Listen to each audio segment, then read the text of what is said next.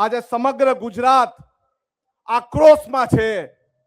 આજે યુવાન આક્રોશમાં છે, મહિલા આક્રોશમાં છે, ખેડૂતો આક્રોશમાં છે, આદિવાસી સમાજ આક્રોશમાં છે, દલિત સમાજ આક્રોશમાં છે, મુસ્લિમ સમાજ આક્રોશમાં છે, ઓબીસી સમાજ આક્રોશમાં છે, સમગ્ર ગુજરાત આક્રોશમાં છે. ત્યારે વિધાનસભાના પટાંગણમાં આપણે સૌ છે અને આપણે આક્રોશ વ્યક્ત કરવાનો છે. ત્યારે આપણે એક સાથે વિધાનસભા તરફ કૂચ કરવી જોઈએ. કરવી જોઈએ કે નહીં? કરવી જોઈએ કે નહીં?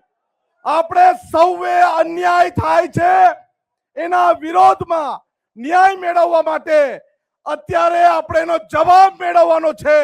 અને એના માટે અત્યારે મુખ્યમંત્રીને પૂછવાનું, ઉપમુખ્યમંત્રીને પૂછવાનું કે અમારા સાથે અન્યાય કેમ થાય છે અને અમારા લોકોને કેમ દબાવવામાં આવે છે, કચડવામાં આવે છે.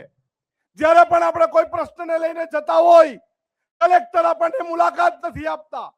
જ્યારે ડ્રગ્સના મુદ્દે આપણે કોલેજોમાં જતા હોય, કોઈ કાર્યક્રમ કરતા હોય, ત્યારે આપણા પર દમન ગુજારવામાં આવે છે.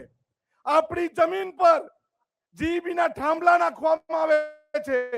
આપણી જમીનને સંપાદનમાં લેવામાં આવે છે. આપણું જળ જંગલ ચોરી જાય છે અને આપણે એનો આક્રોશ વ્યક્ત કરવા જાય છે. ત્યારે આપણને જેલના સળિયા પાછળ નાખવાનું ષડયંત્ર આ ચોર લુચ્ચી ભાજપની સરકાર કરે છે. પરંતુ હવે નહીં. હવે આપણે એક મંચ પર એકત્રિત થયા છે. આપણને મુકુલ વાસનિક જેવા નેતાની આગેવાની મળી છે, અમિત ચાવડાજીની આગેવાની મળી છે, તુષારભાઈ ચૌધરીની આગેવાની મળી છે. ત્યારે એમની આગેવાનીમાં આપણે સફળતાથી વિધાનસભા તરફ કૂચ કરવી જોઈએ.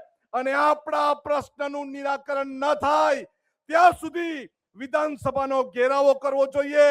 જ્યાં સુધી આપણે લડશું નહીં, ત્યાં સુધી આ નાલાયક સરકાર આપણી સાથે અન્યાય કરતું જ રહેશે.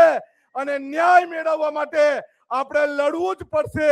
આપણા નેતા રાહુલજી પણ કહે છે, ડરો મત, લડો, ઝૂકો મત, લડો. અને આપણી પાસે અત્યારે લડવાનો ખૂબ સારો સમય છે. તાલુકા પંચાયત, જિલ્લા પંચાયતમાં પણ આ નારંગી ગેંગના ચોર લોકો આપણા ફળિયામાં, ગામમાં આવશે, પરંતુ આપણે એમને ઘૂસવા દેવાનું નથી. સૌએ એક સાથે એક અવાજમાં બોલો, ભારત માતા કી, કોંગ્રેસ, કોંગ્રેસ.